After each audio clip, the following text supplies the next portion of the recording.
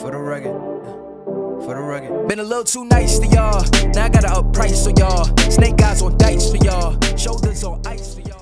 What's going on? Welcome back to the channel. This is obviously a special edition episode video that I'm uploading because I have the one, the only, the greatest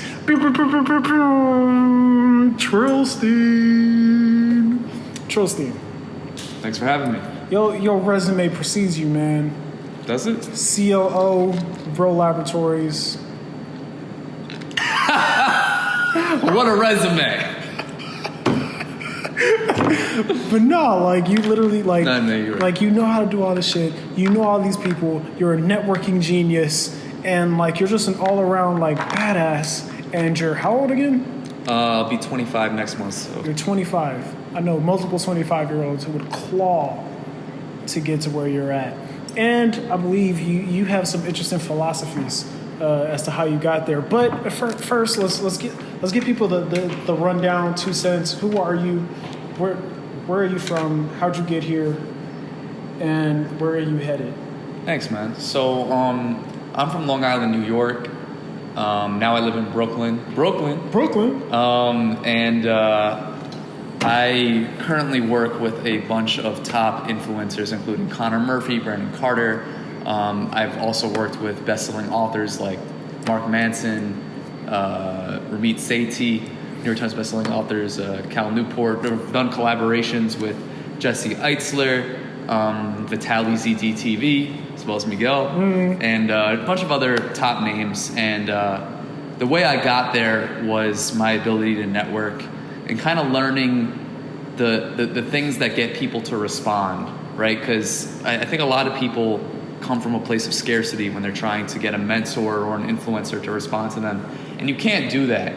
If anything, you really need to and people always say, deliver value. But like, what the fuck does that mean? Am I allowed to curse? Yeah, man. Yeah, what does that mean? And I think what it means is really giving somebody something valuable and expecting nothing in return, and genuinely expecting nothing in return, right? It'd be nice if you get something in return, but you kind of have to trust that the universe, Ego is the Enemy, Ryan Holiday says, clear the path for those above you, and you'll eventually create a path for yourself. And I really took that line to heart, because when I first began facilitating these collaborations, I wasn't really involved. I mean, I was involved behind the scenes, but not on camera. And you have to swallow a lot of pride and ego for stuff like that. But no, it's proven to be true, because kind of naturally people have gravitated asking me questions. How do I network? Or even the people that I maybe facilitated a collaboration with other people, they hit me up afterwards and wanted to chat or invited me somewhere. So if you're just a valuable, cool person and you're generous, people are going to find out, word spreads. Yes, it does. Like, I've learned so much about networking from you, bro. Like, just how to deal with people, how to be social, how to get out of the box, start talking to people, networking, all that stuff, man. It's super valuable skill, and you're just naturally good at it, and then you just learned even more along the way. But there's something that you've become even more of an expert at, and that is being productive. And you've even done some coaching with me to help me with it, and that is social media addiction. Yeah. What is it about social media that you feel is so addictive and it's actually holding people back? Yeah, so I'm glad that it's been helpful for you. The thing is, what I've used to network with people is definitely related to IPA, which is IP, internet phone, but the part that holds people back, including myself, is addiction. And basically, we have such a powerful platform in the internet, the phone, social media, and it can be used for good. It can be used for making crazy connections that you can normally never, because there used to be like secretaries upon secretaries if you wanted to get in touch with the big executive. Now you can DM them and the odds are that they'll see it themselves. The problem, excuse me. I burp on air every time, bro. Sorry about that. The problem is most people are not using it to create high-level connections, make more money, get more done. We're using it as consumers and letting them grab our attention. And that's exactly what they want. In fact, there's a reason that Instagram, Facebook, and YouTube are free, and that's because they are taking a bet that they're gonna win our attention and they can sell that to the advertisers. And guess what? 99% of the time they're right. How many people watching this, and ourselves among them, have logged on to one of these free softwares with full intentions of just doing something productive, maybe making a post or sending a DM, and then 3 hours later you're like, holy shit, I've wasted all this time on nonsense. Binge watching YouTube videos, conspiracy videos, game walkthroughs, watching Instagram thoughts. Like, regardless of what you're doing on there, you know in your heart of hearts that you're not actually, in fact, for most people it's a negative right now. And for most people, if they stopped using social media altogether right now, they would get more done, people are more productive, and make more money. But the thing I'm trying to teach people is, how do you leverage social media in such a way where you only get the tangible benefits and they don't get your attention. They don't get all those hours that they're so fortunate and want, so they can sponsor advertisers. Because what's more dangerous to Instagram, YouTube, and Facebook than people not using it is people using it intentionally. Okay, this is awesome. So there's this huge epidemic. Yes. Everyone's stuck on their phones, scrolling on them all the time. See them on the subway, right? And of course, yeah. And that's part of the reason why people follow this channel, is because they want to learn how to make money from all of those eyeballs on the phone. So yeah. how do we become the people behind the scenes using this tool as an actual tool instead of getting sucked into it like everyone else? How do we break IPA? The way you break IPA, internet phone addiction, there's a few ways. But the way I recommend people start is with what I like to call a guilt-free binge. And essentially what that means is it's going to be difficult for you when you're first starting out to just not use YouTube, Facebook, and Instagram for fun, right? Because sometimes there's fun shit. Sometimes you want to watch a silly video, and I don't want to take that away from you, right? You know, maybe you want to watch Elon Musk do meme review on PewDiePie, or watch him on Joe Rogan, or whatever your case may be. So excuse me again, some of that sparkling water right there. Yeah. So with that in mind, instead what I recommend is you have something where every night I'm going to give you a full hour to do whatever you want. You can binge watch Netflix, you can go on YouTube, whatever the hell you want to do.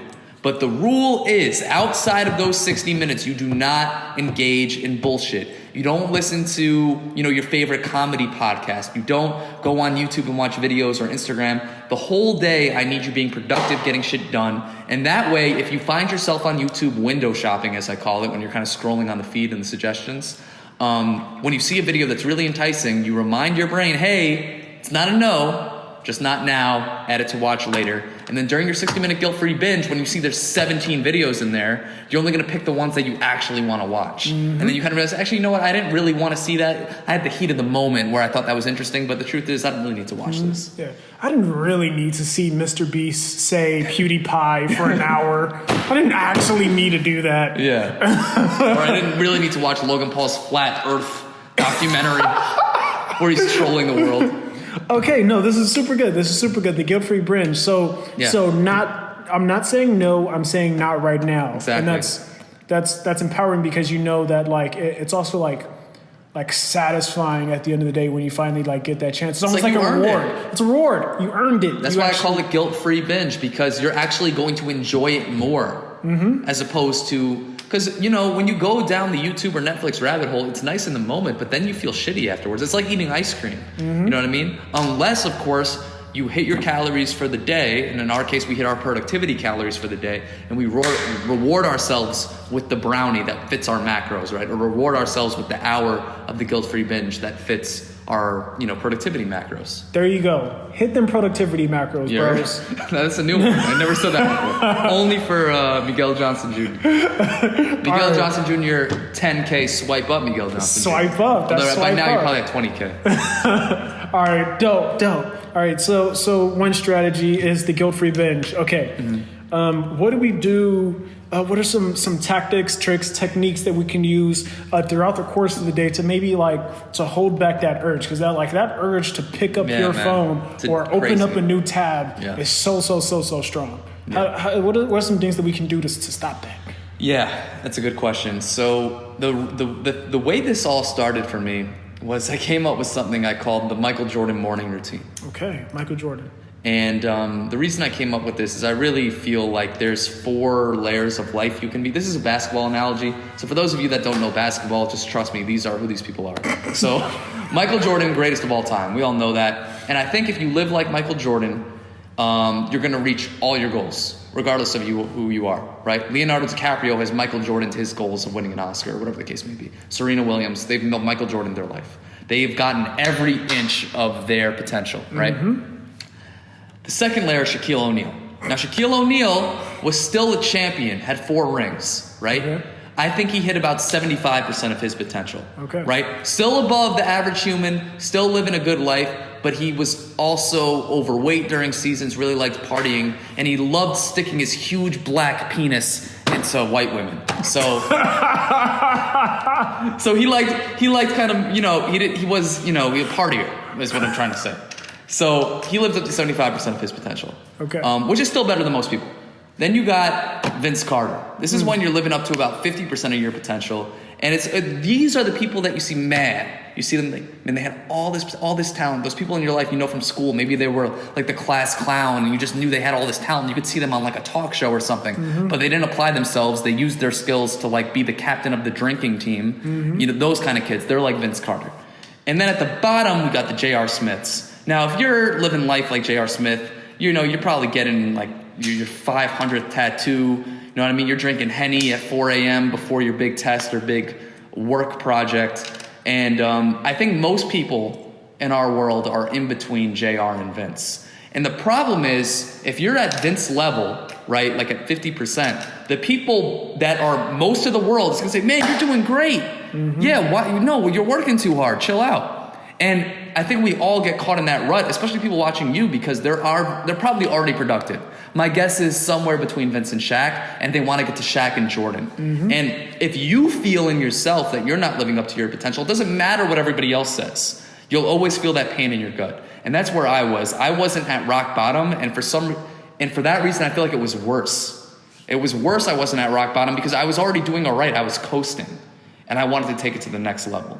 So the way you make a Michael Jordan morning routine is it starts the evening before. It starts the evening before where you write down everything you want to accomplish for the next day, starting with whatever you didn't get done the day before. So let's say today I didn't get my dancing homework done. Okay. Right? I would move dancing homework to the next day and add whatever I want to get done the next day. Okay. Cool. Done. There's 3 things that are required from you for the next day. These are mandatory. And you have to do them in the morning. This is my rule, the Michael Jordan morning routine rule. Number 1 is you need to move for 10 minutes. Work out for 10 minutes, man. I don't care what you do, you got to work out for 10 minutes. During that time, your phone needs to be in airplane mode. Airplane mode or off. You cannot be looking at your phone until you're done with this morning routine, right? And one of them includes working out for 10 minutes. You're going to give me 2 minutes of meditation. That's the third thing. It's 2 minutes of meditation, 10 minutes of working out, phone's in airplane mode the whole time. Now, until you get to work or get to class, whatever the case may be, your phone stays in airplane mode and you will listen to something that is educational. So you have to make sure the night before you download whatever podcast you want to listen to that's educational, download whatever audio, but you can't take your phone out of airplane mode. And the reason why this works is because if you wake up in the morning with your phone out of airplane mode and you see the notifications, you pull up Instagram, you've already lost the day. You've already lost the fucking day. And to do the routine takes 1 hour. I'm asking you for 1 hour in the morning, move for 10 minutes, meditate for 2 minutes, keep your phone in airplane mode, and in airplane mode, while you're commuting to wherever you're going, listen to something productive. Because if you, obviously, ideally, you don't listen to anything, but if you, I want to, as Charles Duhigg says in The Power of Habit, you need to replace bad habits as opposed to quitting on them cold turkey. So if you have to listen to something, which I did in the beginning, I would rather it be something educational. So that's how you win every morning. You do that every morning, you earn your 60-minute guilt binge in the evening.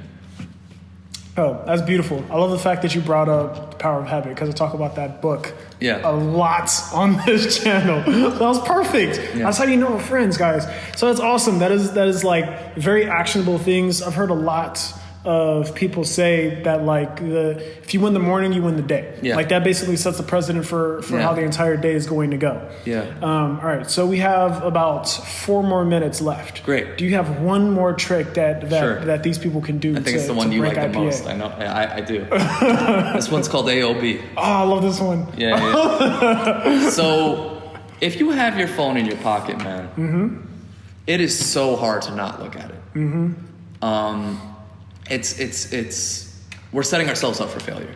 So I give myself 3 layers to fail with AOB. And the A stands for airplane mode. Obviously, we've talked about that. Put your phone in airplane mode. Hang on, all kinds of burp action coming. Nope, I thought it was coming. All right, A for airplane mode. Airplane mode. O is for off. Off. B is for bag. Bag. What do you mean bag? So what I mean by that is you're gonna put your phone in airplane mode. Okay. You're gonna turn it off. Boom, phone's off. Put it in your bag. Put it in my bag. In your book bag or whatever, or your purse or whatever the case may be. Okay. Why does this help? The reason this works is now I have 3 layers to fail because what I want people to do is I want them to have more time alone. And what I mean by alone is not being stimulated. So all the time we're online, we're texting, we're walking, we're listening to a podcast, music. We never have that really critical non-cognitive time where you're really just present. It's very important for 1,000 reasons. I'm not going to get into it right now. But to help you get there, if you put your phone in airplane mode, turn it off, put it in your bag, even if you get the urge to check it, now it's not, in your pocket, it's like, oh, fuck. It's not even it's in my bag. That's right. So now you're getting reminded, oh, shit, I'm not supposed to look at it. Even if you go in your bag and dive through the shit, you pull it out, it's off. Fuck. Another reminder to my brain, I'm not supposed to look at this. And even if you turn the fucking thing on, it's an airplane mode. So you're putting the odds in your favor that all those reminders are going to prevent you from breaking what you intended to do. That is like the biggest one. I've been using that one the most. That was like the most helpful thing, especially like if you're going somewhere to work, like the fact that you can put your phone in your bag, like it's off, like you just sit down and boom, like you just get to work. There's no distractions. It's crazy when you're on the subway, especially because it's like, man, I was looking on the subway the other day and I actually counted how many people in this subway on the seats are on their phone. It was 7 out of 8.